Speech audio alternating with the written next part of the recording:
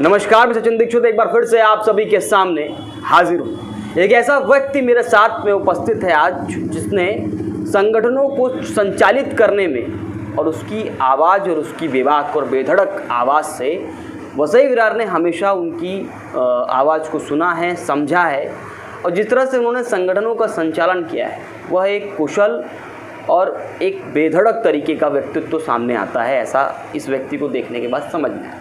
हम बात करेंगे इनसे कि आगे आने वाले समय महानगर पालिका का चुनाव है, किस प्रकार से मनीष जोशी अपनी भूमिका निभाएंगे, कितनी ताकत से और किस तरीके से यह मैदान पर बैटिंग करेंगे और कितनी जीत हासिल करेंगे और कितनी हार। बहुजन विकास आघाड़ी के साथ में ये चल रहे हैं इन दिनों, लेकिन बहुजन विकास आघाड़ी के साथ चलकर कितने ये अपने लक्ष्य को प्राप्त कर पाएंगे, इन सब पर हम बेधड़क बातचीत करेंगे मनीष जोशी से।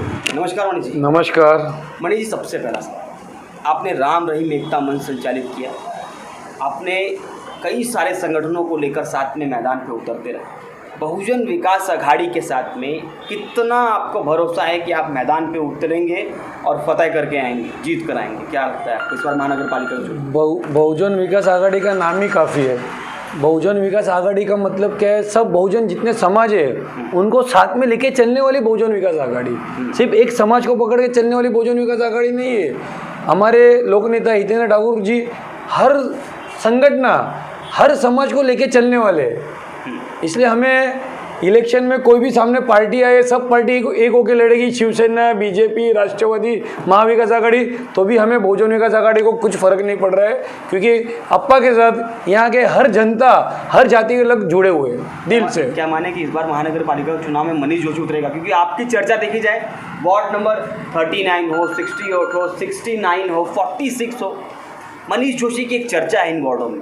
39 में जाए तो एक अलग चर्चा हो जाती है। तो क्या माने हम कि मनीष जोशी चुनाव में उतरेगा और जीत हासिल करेगा? व्यक्तिगत रूप से आप बताइएगा। मनीष जोशी कहाँ पे भी उतरेगा तो जीत तो हासिल होने ही वाली है, वो मुझे बताने की ज़रूरत नहीं है।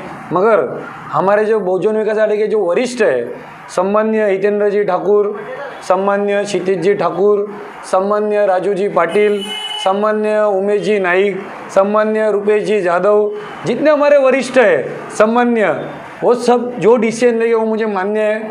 अगर मुझे बोले कि पूरे वसई विरार में एक प्रचारक के तरीके से तुम जाओ और सबको बहुजन विकास आघाड़ी के नगर सेवक के पीछे खड़े रहो, तो मैं वो भी काम करूंगा। टिकट नहीं मिली तभी तभी मैं शामिल करूंगा। जो वरिष्ठ बोलेंगे निर्णय वो मेरे को मान्य रहेगा। मनीष जोशी को टिकट ना मिलना क्या लगता नहीं है कि एक प्रकार से आपकी छवि को धूमिल करना होगा? नहीं, ऐसा कुछ नहीं होता है। ऐसा कि टिकट मिला तो ही ये नगर सेवक का इलेक्शन है, ये क्या आमदारी का इलेक्शन है, खासदार का इलेक्शन नहीं है, ये नगर सेवक का इलेक्शन है। आमदारी के उम्मीदवार थे, अब वो सपना टूट गया। नहीं, सपने की बात की रह गया नगर सेवक बनने का। नहीं, वो मनीष जोशी का बेबाकपन, बेधड़कपन अब शांत हो गया, आप नगर सेवक पे आ गए।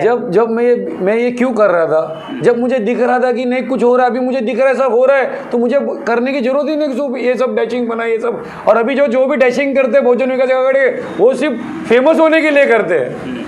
मैं जो कर रहा था वो फेमस होने के लिए नहीं कर रहा था, मैं लोगों को काम के लिए कर रहा था। लोगों की अपील थी, वो अपील को पूरा करने के लिए मैं सब कर रहा था। और अभी जो हितेंद्र ठाकुर जी का जो नाम ले रहे हैं, वो सिर्फ कैसे मैं फ्लैश हो, कैसा मैं मार्केट में ज्यादा ऊपर उड़ूं, इसलिए वो हितेंद्र जी ठाकुर का नाम ले रहे हैं। आपने भी एक बोला था ना, बहुत नहीं बोला था, जब सर पे कफन बांध कर निकला हूँ, ये शब्द बोला था। मेरा जब मंदिर का जब मेरा विषय हुआ था, तब जब मुझे लगा कि ये मंदिर में कहाँ मंदिर जो टूट रहा है, वहाँ कहाँ भी मुझे लगा कि जो सत्ताधारी पार्टी है उसका हाथ है। जब मुझे हितेंद्र जी ठाकुर ने बुलाया, मुझे समझाया कि मनीष ये थे कि ये फाइल हम लोग ने तो किया है, जब मुझे लगा कि नहीं सही में इन्होंने मदद की, तो मैं उनके साथ खड़ा हुआ और वसई विरार का विकास किया है तो हितेंद्र जी ठाकुर ने किया है। और किसने किया है? कौन से सत्ताधारी पार्टी ने किया है? कौन से शिवसेना ने किया है? कौन सी भारतीय जनता पार्टी ने किया? कौन से सेंट्रल ने किया है? मुझे बताओ ना, किसने किया है? हितेंद्र जी ठाकुर ने विकास किया है। पर विपक्ष बीजेपी कहती है तो बिल्डर विकास आघाड़ी है। नहीं, वो शिवसेना के लिए कहती है। वो आप देखे, किरीट सोमैया जी आए थे, आप जरा पढ़ लीजिए उनकी बाइट। क्या यहाँ जो 150 रुपया उन्होंने बोला किरीट सोमैया जी ने कि ये लेते, वो कौन लेते हैं? और शिवसेना का नाम लिया, बहुजन विकास आघाड़ी का नाम नहीं लिया। किरीट सोमैया जी ने कहा है, लेकिन आप फेसबुक पे ट्रेड चला है, हैशटैग चला है बिल्डर विकास आघाड़ी। हाँ। ये बीजेपी ने बहुत लंबे समय चला है, जितनी अरे बीजेपी के जो पदाधिकारी है यहाँ पे वही आरटीआई डाल रहे हैं। महानगर पालिका में आप जाओ, महानगर पालिका में निकालो कितने आरटीआई बीजेपी वाले डाल रहे हैं और कितने सेटल हो रहे हैं। बहुजन विकास आघाड़ी ने आरटीआई कभी नहीं डाला है, किसी नगर सेवक ने हमारे या हमारे किसी कार्यकर्ता ने बहुजन विकास आघाड़ी के कभी किसी ने आरटीआई नहीं डाला। आरटीआई डाला है शिवसेना के कार्यकर्ता ने और भारतीय जनता पार्टी के कार्यकर्ता ने आरटीआई डाला है। आप चेक कर लो। विकास के नाम पर चुनाव लड़ेंगे आप? हाँ लड़ेंगे ना, विकास जो किया वही तो, विकास को लेके तो हम लोग आगे बढ़ेंगे। आपके विकास के चक्कर में आज भी संतोष भवन, धानी बाग जैसा इलाका, आप चले जाइए उस तरफ तो पानी की व्यवस्था, सड़क की व्यवस्था, गटर की व्यवस्था, आपका वार्ड नंबर 39 देख लीजिए जिसमें आपका भी नाम बहुत तेजी से आ रहा है, वो वार्ड में भी आज सड़क, बिजली, पानी और नाइजीरियनों की व्यवस्था जो वहाँ पे कर दी है। क्या आपको लगता नहीं है कि ये बड़ा विषय है और विकास तो है नहीं, किस मुँह से जाएंगे वोट मांगने? नाजीरन का जो विषय ये है, आप अगर इंक्वायरी तो इंक्वायरी निकालो। हम लोगों ने मोर्चा निकाला था, हम लोगों ने पोल्यूशन में बात की थी, और आज पहले जो नाजीरन वहाँ पे थे और अभी का नाजीरन आप जाके चेक कर लो कितने कम हो गए। बहुजन विकास आघाड़ी ने किया ये काम। दूसरी बात जो आप बोलते हो कि वो 13 संतोष भवन में आप 15 साल 20 साल पहले जाके देखना और अभी संतोष भवन में आप जाके देखो, कौन बोला विकास नहीं हुआ, कौन बोला पानी नहीं आया। ये विरोधक खाली बोल रहे हैं कि विकास नहीं हुआ, विकास नहीं हुआ। आवाज है, मैंने हमारे पास जनता का बाइट है, जनता ने सड़क दिखाई, गटर पे गिर के बच्चे मर चुके हैं वहाँ पर। जनता इस तरह की व्यवस्था में बारिश ऑल ओवर इंडिया में ऐसा कौन सा प्रदेश है जहाँ बारिश होती है और पानी नहीं जमा हो रहा है? ऐसा मुझे एक भी दिखा दीजिए कि जहाँ भारतीय जनता पार्टी की सत्ता हो, शिवसेना की सत्ता बीएमसी मुंबई में है, कितने जन मरते हैं उधर, वहां पे नहीं मरते। सिर्फ विरोध करने के लिए विरोध करना है वसई विरार का, ये गलत बात है। बीजेपी की कितनी सत्ता है, वहां पे आदमी नहीं मरते ना। अभी क्या हुआ, पानी भरता है, दिखता नहीं, बेचारा इंसान गिर जाता है, तो इंसान उसमें और आदमी क्यों निकलते हैं गटर का ढक्कन कि पानी जल्दी चला जाए। आपको लगता नहीं विकास ना होने की वजह से, इसी भय से कई सारे लोग पार्टी आपकी छोड़कर जा रहे हैं? नहीं, जो सेल्फिश है, स्वार्थी लोग है, वो लोग पार्टी छोड़ के जा रहे हैं। जिसको बहुजन विकास आघाड़ी में अपना खुद का फ्यूचर नहीं दिख रहा है कि मुझे टिकट नहीं मिलेगी, मुझे ये काम नहीं मिलेगा, मुझे टेंडर नहीं मिलेगा, इसलिए छोड़ के जा रहे हैं वो लोग।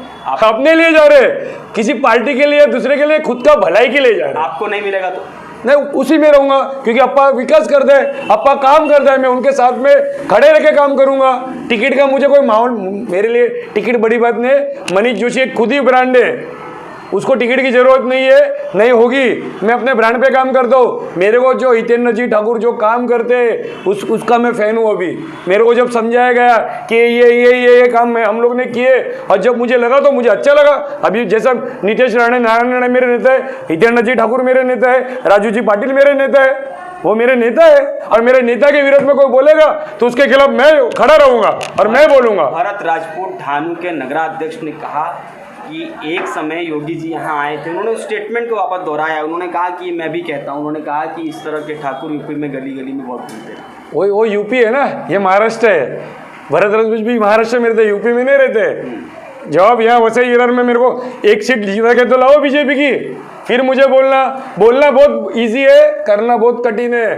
भरत राजपूत जी मेरे बहुत अच्छे मित्र है, उनको मैं बोलना चाहता हूँ कि भरत जी आप यहाँ पे एक सीट जीत के लाइए बीजेपी की, बोलना चाहता हूँ मैं। वो कहते हैं, उन्होंने कहा मैं जहाँ प्रचार करने जाता हूँ वहाँ जीत हो जाती है। वो धाणु में, ये नहीं, ये वसई विरार है। ये हितेंद्र ठाकुर जी का वसई विरार है, ये धाणु नहीं है, ये वसई विरार है। वसई विरार की जनता किसको चाहती है? सम्मान्य हितेंद्र जी ठाकुर को, सम्मान्य राजू जी पाटिल को, सम्मान्य क्षितिज जी ठाकुर को चाहते हैं। यानी इस बार आप चुनाव बेधड़क और इसी अंदाज में लड़ेंगे? 100% और जीते। मैं लड़ूंगा नहीं लड़ूंगा मगर बहुजन विकास आघाड़ी 110 के पार आएगी।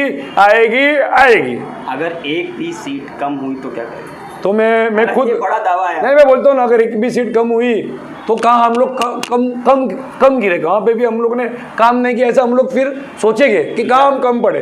अच्छा, राम रहीम एकता मंच, और क्या माने कि राम रहीम एकता मंच के माध्यम से आप बहुजन विकास आघाड़ी को समर्थन दिए हैं, या आप अपने स्वयं मनीष जोशी ने पूरा समर्थन दिया है, या संगठन के साथ में आप बहुजन विकास आघाड़ी से जुड़े, तो ये कब तक टिका रहेगा, इस पर हम कितना भरोसा करें? लाइफ टाइम, जब तक विकास कर रहे हैं, अप्पा कर रहे हैं, तो हम लोग लाइफ टाइम साथ में ही है। विकास की लाइन रुकी उस दिन क्या करेंगे? उस दिन भी अप्पा को हम लोग लाइक करते हैं, अप्पा को भी मैं पसंद करता हूँ। स्टाइल यहाँ पर दिखाई नहीं देगा? नहीं दिखाई देगा ना, अगर मुझे लगा मैं बोलूँगा ना, हर बातचीत से सब, हर चीज़ स्टाइल से नहीं होती है, बातचीत से भी होती है। अगर बातचीत करके अगर वो सोल होता है तो ये सब करने की जरूरत क्या है? अगर नहीं हुआ तो होगा। विश्वास है मुझे अप्पा के ऊपर, पूरा विश्वास है, 100% विश्वास है अप्पा के ऊपर। मतलब मनीष जोशी टिका रहेगा 100%। वो विश्वास जो पहले नहीं था अब है, पूरा है, पहले भी था, मगर किसी तरह से एक श्रद्धा में मेरा माइंड डाइवर्ट हो गया था।